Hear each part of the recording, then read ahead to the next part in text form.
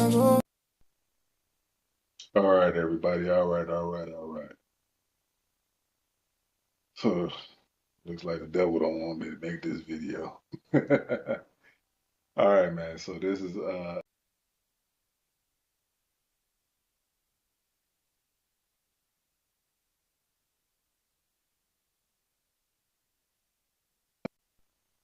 right, there we go. Now we got everything running how it's supposed to. So it's another attempt at making this video. This is my reaction video. I never do reaction videos, but first time for everything to the Jay Morrison interview with David Shands, which I think is long overdue. It's one of those videos that I was actually looking forward to. It's been a while since I looked forward to watching anything on the internet.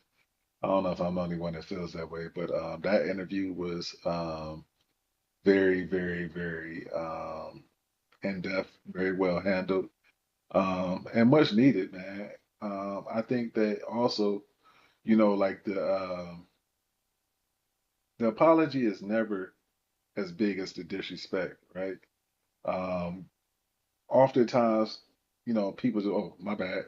You know what I mean? Like nobody ever comes back and says, "Hey, you know what? I was wrong." And you know, they never really make it right. In this situation, I feel like that Jay did his best in making it right. He did the man thing. He didn't cop out. He stood questions. But also, I think I need people to really understand, who Jay Morrison is in the grand scheme of our culture, right? Especially anybody who has veered into the financial literacy space, I feel like that they owe some type of homage to Jay because he was the pioneer. You know what I'm saying? Like, I made a comment on Dave's post earlier, and I'm like, the thing about Jay is he was the first one through the door, and unfortunately, he took one to the chest. Um, did he do everything right? No. If we were to grade everything, I would give him like a C. You know what I'm saying? But understanding the situation he was in is like, yo, like that's the best that you can actually like hope for in those situations because you don't know what you don't know, and going through and creating a fund with the hopes of establishing generational wealth for thousands of families. Man, that's a hell of a thing, man. Like shit, especially black people. You know what I'm saying? Look at the difficulties that fan base is having and how, like we looking for any and everything to cancel our fan base account, but everybody's definitely on TikTok and Instagram and so all these other platforms, but when things are done by people who look like us, we are very quick to hold our people to the fire without any evidence of wrongdoing, right? Also, I need us to understand that most of the people who, got into Tesla real estate fund got in relatively early. It was a new company. You know what I'm saying? So a lot of mistakes were destined to be made. However, it's every CEO goal is to minimize those mistakes, minimize the learning curve, minimize the chance of things just kind of happening, right? But as with anything, life happens. Also, I didn't realize that they launched in December of 2019. What happened in March of 2020? Come on, man, like you know what I'm saying? Go figure. You can't plan that. You just launched this multi-million-dollar company, and then the world shuts down right afterwards. How do you handle that? Um, then 6 months later, due to us. not understanding how, investments, work. Now you have to deal with the FTC investigation, Federal Trade Commission. Then you had getting investigated by the FBI. The cool thing is that, what I'm saying, once again, the apology is never as loud as the disrespect. You know what I'm saying? Like, he got proven innocent on everything. That's the part that's like, that's the part that kind of like makes me want to punch somebody in the face, right? Just being honest. When you think about it, like I always say this, and I think that this should be legislation. If you lie on me, I should be able to send you to jail to face whatever repercussions I would have had to face if I was guilty.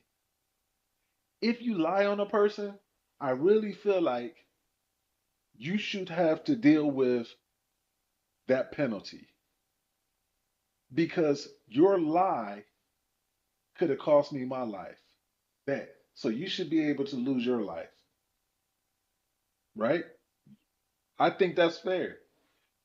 I don't think it's right for people to be able to lie on people and get away with it. Which leads me to my next point. Without causing bodily harm to somebody who would have openly like cost you your livelihood by telling a lie and getting, what I'm saying, like people behind you. Think about it, man. In today's society, you ain't gotta prove nothing. You know what I'm saying? Like you don't have to prove a thing to nobody. All you gotta do is be loud enough, say it with confidence, and they are guilty until proven innocent. And in our society, that has been the norm, and that's what people has been known to do, and that's what they're doing. No matter if it's politics, if it's Real Housewives, if it's whatever, that's has become the going way of doing things, right? And that's not okay. You know what I'm saying? Like no matter which way you spin it, it's not okay to do that to people, man. Like you shouldn't be able to lie on people and cost them everything and then just walk away. Go to Walmart. You know what I'm saying? No, bro. You know what I'm saying? Come do this time. Because I would have had to do it. You know what I'm saying? Like that's why you have to be very careful when you deal with people who have nothing to lose because they will allow you, encourage you, and try to put you in a situation where you can lose everything yourself. Very, very tough situation to be in. Um, and I will say that as a man, he handled it way better than I would have because instead of calling my cousin, you know what I'm saying? We all got that one cousin that for the right price they'll risk it all. Instead of calling his cousin, you know what I'm saying, his peoples, he did what he was supposed to do, right? Took people to court, defamation lawsuits all over the place, and guess what? He won. So I say that to say for everybody who's so quick to discredit people, talk down on people without any proof, tread carefully. And you know what I'm saying? Like that really hits close to home for me because I've dealt with situations like that. I've dealt with people like that. I've dealt with people who, because a business agreement didn't go their way, now they feel like, oh, okay, well, they could spread lies or they could, you know what I'm saying, like just tell everybody. No, tell everybody the truth, bro. You know what I'm saying? Like I've been in situations where I've had business partners who didn't hold up their end of the bargain, costing people, you know what I'm saying, costing people money. So as the face of the company, I got to make the tough decision because people don't want to hear excuses. They want to see action. Yo, did you do what you said that you were going to do? They don't, yes or no. They don't want to hear why or why not. Even if you have a valid reason, it doesn't matter, bro. Did you do what you were going to? Did you do what you said you were going to do? Because if it costs me money, I need my bread back. And if I can't get my bread, then what else, bro? Because somebody got to be held accountable for this. So imagine being in a situation like that. I'll tell a quick story where I had a business partner who we had an agreement. The agreement was for them to record and produce a comedy special for one of our clients. Basically, the young lady won our comedy contest. Now, mind you, this is April. In April, they were supposed to record April of 2024. Record the comedy special. We sold out the special. Everybody got paid. He got paid. Um, his job was just to record it, edit it, get it back so we can actually have a premiere for the special, run it on our streaming network, and rinse and repeat because we were going to just do this across the country. June comes, I'm hitting up. I'm like, bro, like, yo, I need the footage for from the comedy special so we can get the ball rolling. We trying to lock in these dates. Boom, boom, boom, boom, boom. You said you was gonna have it by this date, and mind you, this is all through text message. I still got the text messages to this day. I'm like, bro, what's up? You know what I'm saying? Like you said, I was gonna have it. You know what I'm saying? 2 days ago, I ain't got it. What's up? He hit me back and said, so my first instinct is I'm about to pull up because I'm sure I'm reading this wrong. So let me just go ahead. Let's go. Let's have this conversation face to face. We ain't gonna even guess. I don't. What does so mean? You know what I'm saying? Like maybe he's speaking a language. You know what I'm saying? You know, hey, Rosetta Stone works wonders. I don't know what so means in different languages. It could mean it's on its way. But let's be face to face when you explain to me that it's on its way because I need to look in your eyes, right? That's my first instinct. So I slept on it. I say, yo, like, you know what? Let me chill. I'll give you till the morning to figure out a better answer, right? No matter how cool we are, I'm still the boss. Fast forward, the morning comes. I'm like, yo, following up with you about last night's conversation. What's up? No response. I'm like, you know what? No worries, bro. No harm, no foul. Go ahead, let me get that footage. Um, I'll figure it out. That's it. That's it. It's a situation where some people in the company feel like they have liberties because they're not the face of the company, so they're not really held responsible for anything customer facing, right? Because they don't see the customers. But the person who is the face has to deal with everything. So in Jay's case, he's the face. So yeah, things may not go 100% the right way,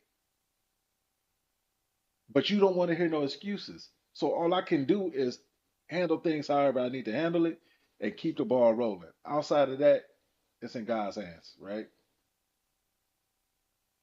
So in listening to how he handled a lot of the situations behind the scenes, dealing with haters online, which once again, man, like I don't think that that's okay, but you know what I'm saying? Like, yeah, there's freedom of speech. However, there's a certain point where I believe a line is crossed and you go into line and you go into, you know what I'm saying, like those other waters. And it's like, yo, like there should be, you should be held accountable for that shit too, then, right? My opinion.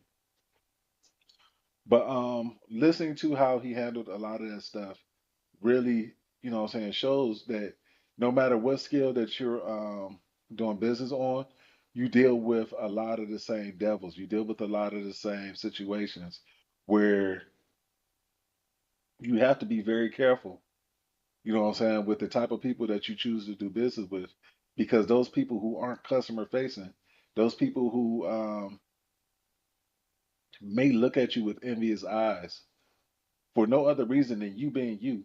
You know what I'm saying? Like that's some scary shit. And how do you combat that? You know what I mean? Like how do you combat dealing with people who you don't even know that you got an issue with, but they got an issue with you, right? That's some scary shit. Like if you never had to deal with anything like that, like it is very troubling to walk in a room, no matter how confident you are. You still got to be careful because nobody out here is bulletproof. So that being said, it's like yo, like no matter how much confidence you have, no matter how big and bad you are, it's like yo, like enough of these lanes can tear your ass down, and that's what happened to him in this particular situation. You get enough lame people telling enough lies. Now you've confused the masses, and nobody knows what to believe, right? Yo, you know what? You cool, my nigga, but I can't risk it. You got too much bad blood, bad you got bad words on your name. All you got in this life is your balls and your word. And when people can't trust your word because you have so many other people who they don't know, you know what I'm saying? Like they're only going by what they heard. Most of us who don't know these people only go by what we hear. There's people who don't know me who only go by what they hear because it's like, yo, like without even having a conversation. There's so many conversations and so many people I've worked with who after working with me, they're like, oh no, nigga, you cool as hell. But what happens is when you do business with people who don't understand business, now you're subject to having to deal with the shit that comes with doing business with people who don't understand business. Like like that's a headache onto itself. So now you gotta re-educate people who don't know you. And I'm just being me, bro. I ain't trying to convince you of nothing. You everybody don't have to like me. You know what I'm saying? But also like just base your dislike off of something that's real and not something that's made up. He said something during this interview.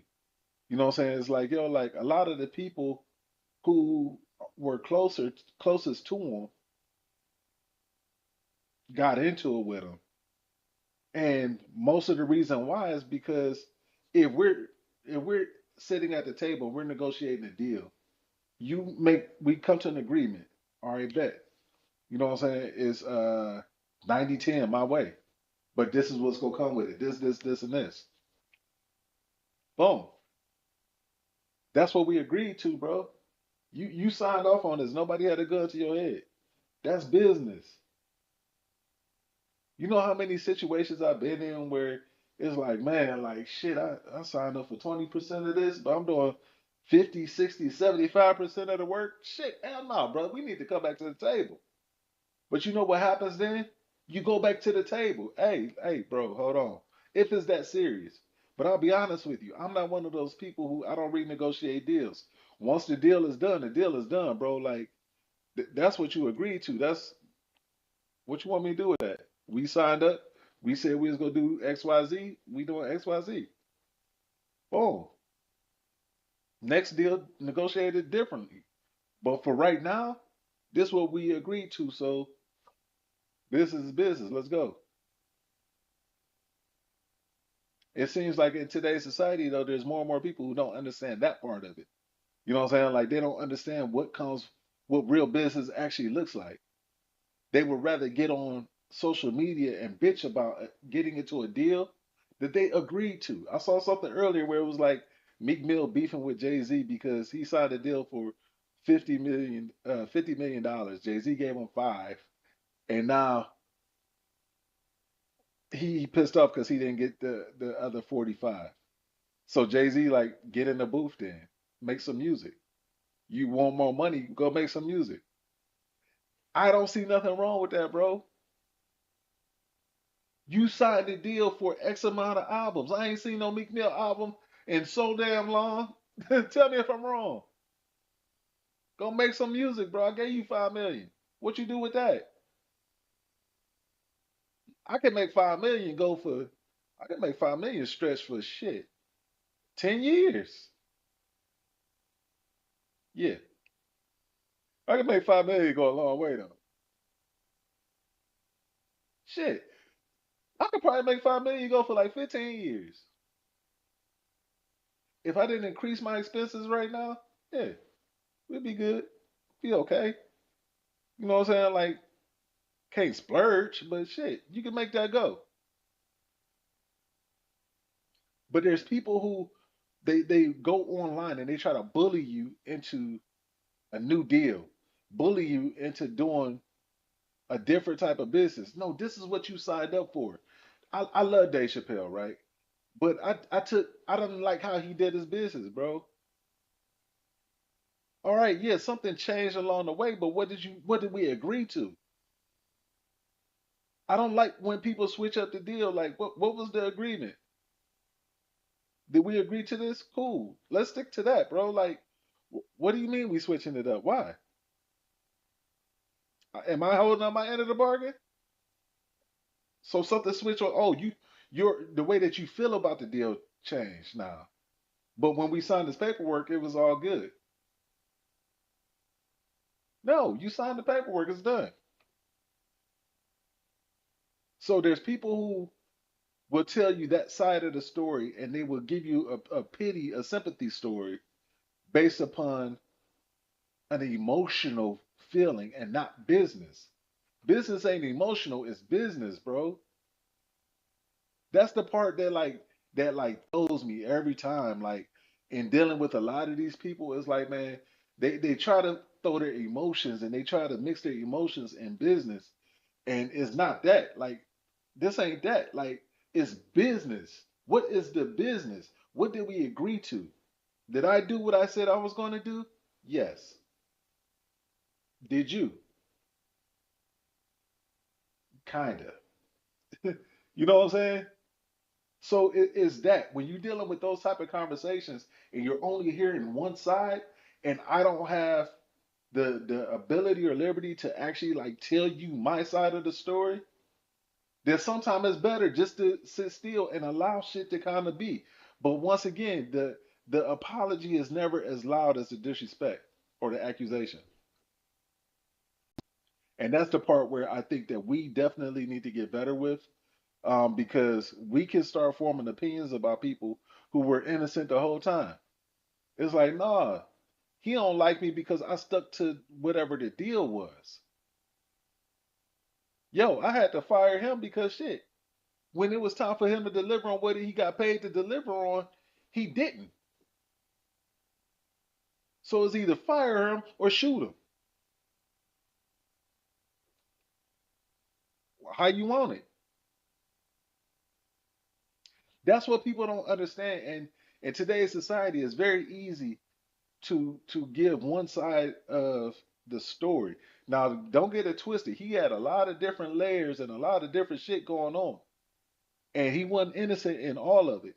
But when it comes down to the business shit and the people closest to you, who we might have a couple different deals going on, and I'm winning this some, you know what I'm saying? You winning this some. I ain't coming back to you like, yo, like, let me.